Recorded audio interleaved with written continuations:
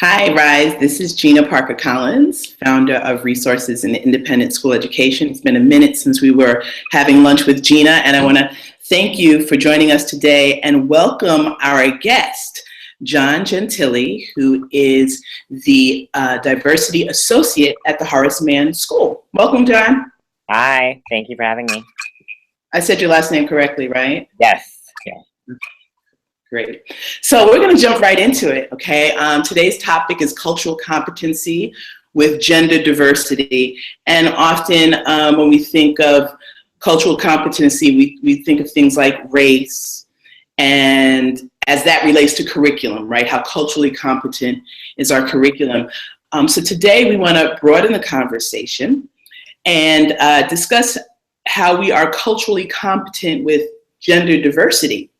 So recently I watched an episode of Blackish. I don't know how many folks saw it, but it was around, the writers did a brilliant job focusing in on racial stereotypes and gender stereotypes with the twins, the two youngest children, boy and girl, the girl wanting to do what is perceived as conforming boy things, and this boy wanted to do all of the things that she wanted to do. So it was a brilliant way of kind of bringing to light that we tend to conform around what is expected of us when it comes to gender.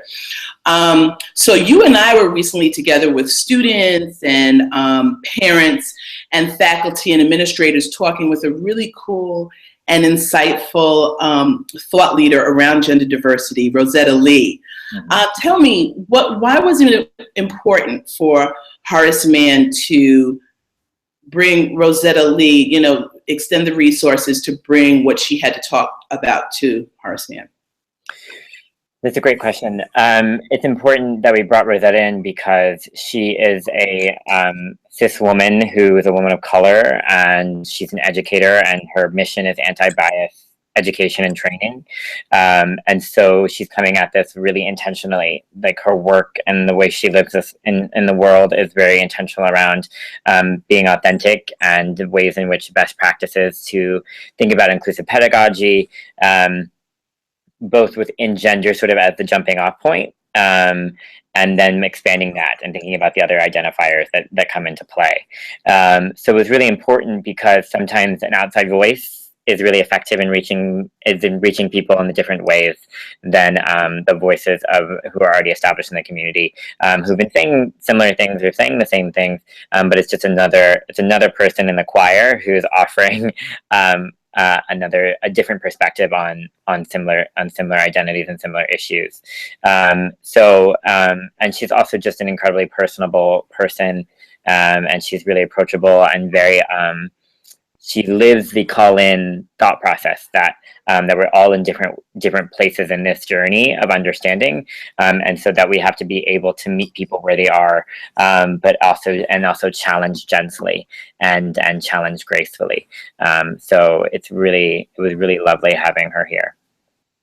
Yes, I enjoyed her. My daughter enjoyed her. My son enjoyed her. The students were really getting into the conversations about expectations around what they can and cannot do as it relates to their gender. And then we went deeper into conversations around sexuality diversity as well as gender diversity. And honestly, I mean, when we talk about it, and that's what I love about our independent schools, we do have the resources, the curiosity, the critical thinking to be able to delve into these conversations. And it's not so black and white, talking about gender diversity and sexuality diversity. So can you help us by just giving us some definitions, some terms? Because as we sat with Rosetta, I mean, she had, she made use of the smart board, and there were just like all these different ways of intersectionality with it. So, when I think about words like transgender, or I think about gender expression, what does that mean? So so those are, and what's so important about the language is that it's often changing and evolving as we start to understand who we are and each other. But so transgender is sort of an umbrella term. And I also want to own that I'm a cis man, so I'm coming at this as an educator and someone who is engaging in this work in that type of Okay, way. so I gotta interrupt you. When you say cis man, because I know that I think Rosetta referred to herself, the pronoun was cis woman. Did she not? Yes. What does that mean? You get a chance to ask her. Great. So cisgender is sort of someone who was born biologically with, I was born biologically male with all of the chromosomes and inner workings and outward workings of that. And I think of myself as a man. I know I'm a man, and I sort of present that way. And so it all sort of lines up for me in that way. So transgender is sort of someone who may not align and not fit into the sort of boxes or the binaries that we've created around gender. And it's sort of this umbrella term that allows people to sort of think about how do they sort of bust that binary a little bit. And so it's a little bit more complicated because there's a little more sort of sub-identifiers and ways other people identify within that. But then also to think about gender expression is like the behaviors and the ways in which we dress and the way we talk and the different ways that we express who we are in lots of ways around gender. So from dress to talk to the different things we do, to the activities that we participate in. So that is sort of that really specific piece. Then the sort of identity piece is that I know I am.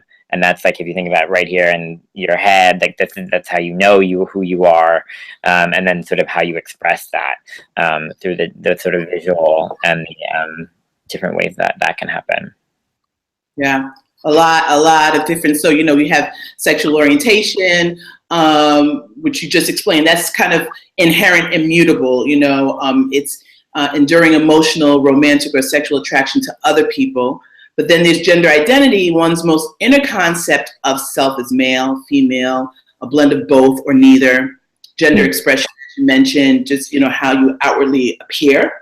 Do I have that right? Right. How you present yourself to the world. Yeah. And then we have gender transition, where folks are actually going through that I guess would the right term be like reassignment, because they don't feel as if they fit in their body, right? Right. So I think some of the language they're using now is gender confirmation. So it's about confirming who they are, and some people go through sort of the medical aspects of that, and some people don't. And that I think is important, that not everybody who identifies as trans or as differently gendered necessarily goes through sort of that process, but some people do. And so I think on that specific transitional piece is gender confirmation or in that sort of transitional way. So as we talk, we're becoming a little bit more, or I am becoming more competent around the different definitions and terminologies. But how would you, John, describe cultural competency as it relates to gender diversity? Like what does that look like? Is it very much the conversations we're having right now? And are we doing a good job of it in our independent schools?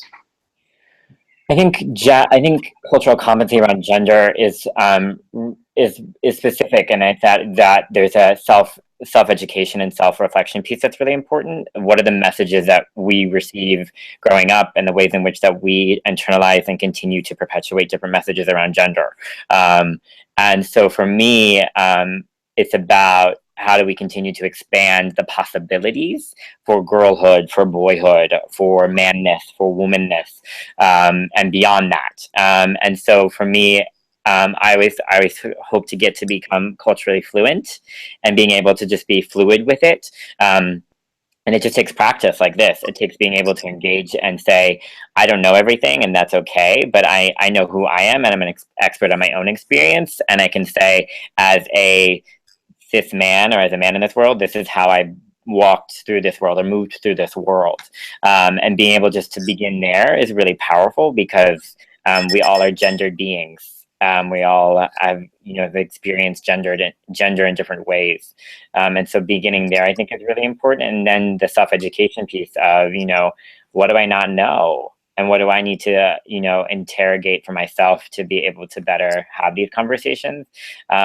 And I think our schools are doing a really good job in addressing that. I think gender has become something that we've become more fluid and thinking around, whether that's in terms of practicalities around restrooms and bathrooms, to policies and ways in which that we engage in how we pronoun people and how we name people. I think that it's happening so rapidly and so quickly that it takes time to catch up and to sort of know what the next thing is.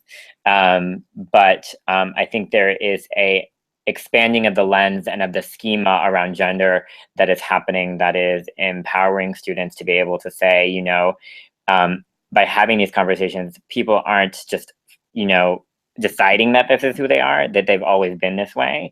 And now we've given them language and the space and holding space to be who they are. And we're allowing them to show up in the world how they're showing up. And I think that's really important.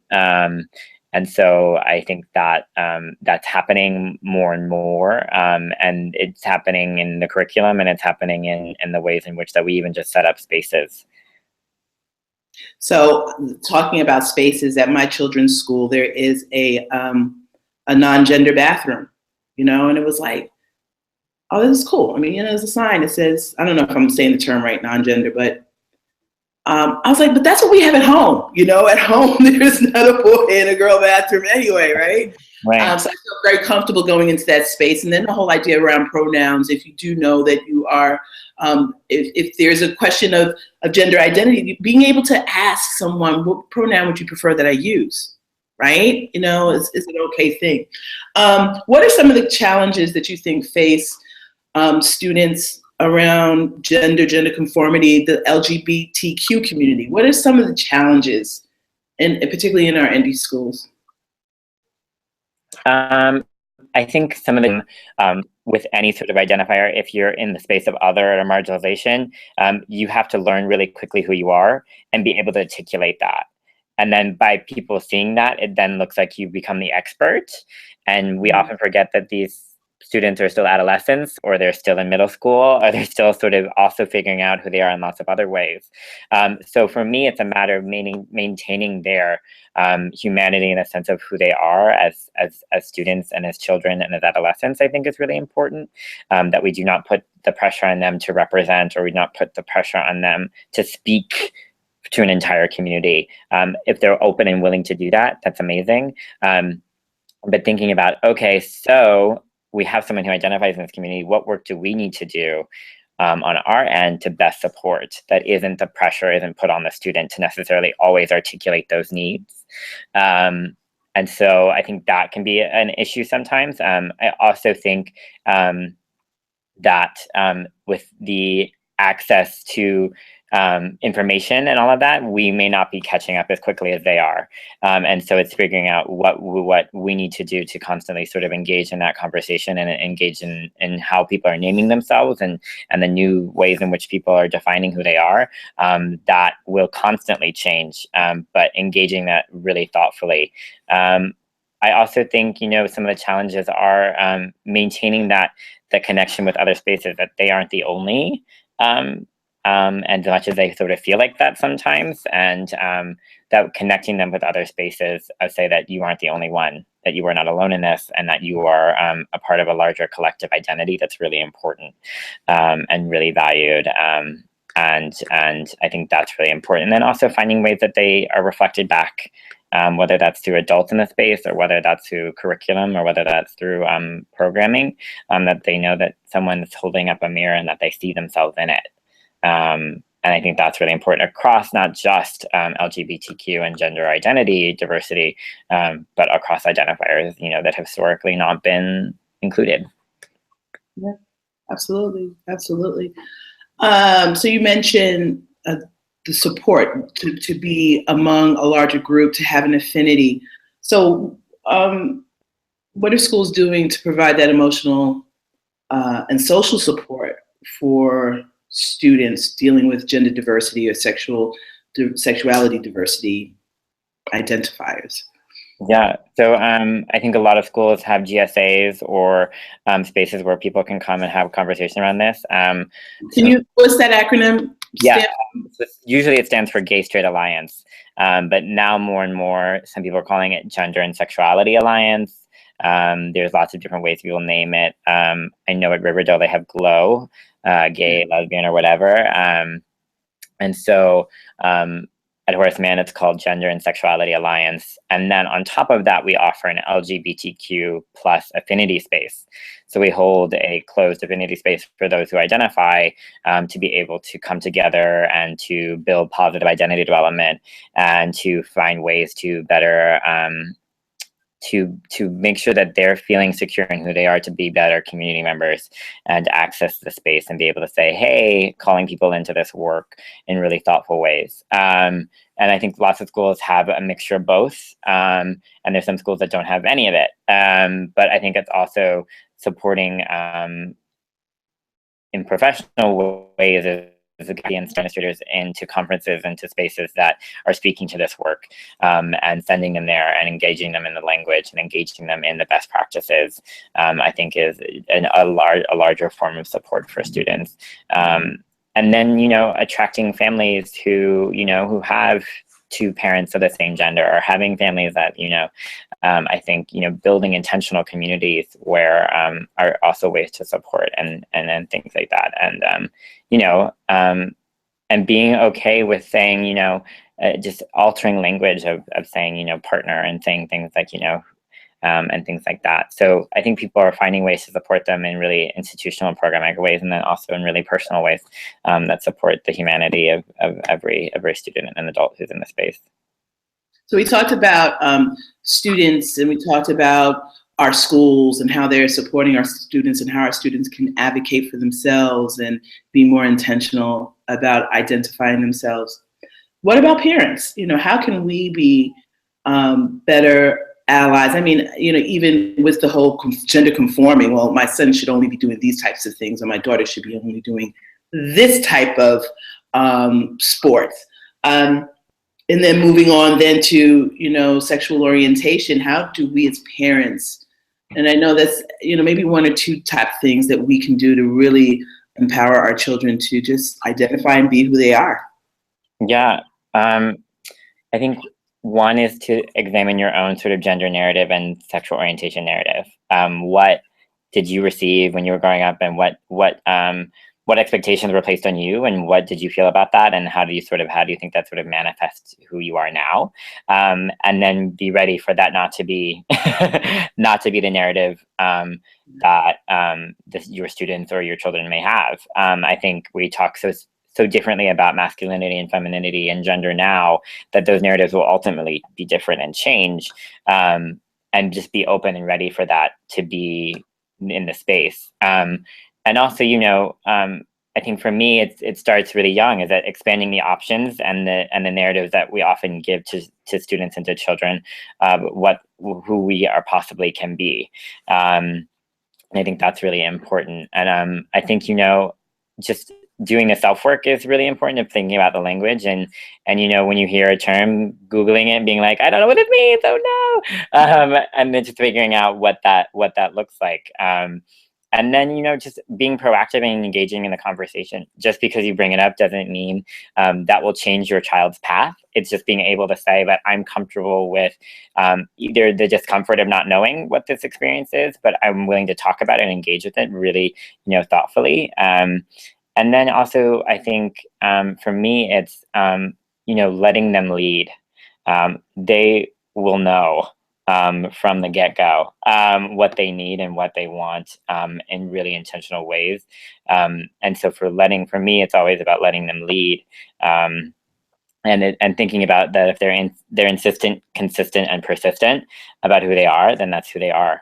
And honoring that in the moment, and knowing that how we identify and how in certain ways will evolve and change and become more nuanced, but their core is there. And so just honoring that, and saying, I may not understand, but you are enough, and that's great, and that's exactly who I need you to be.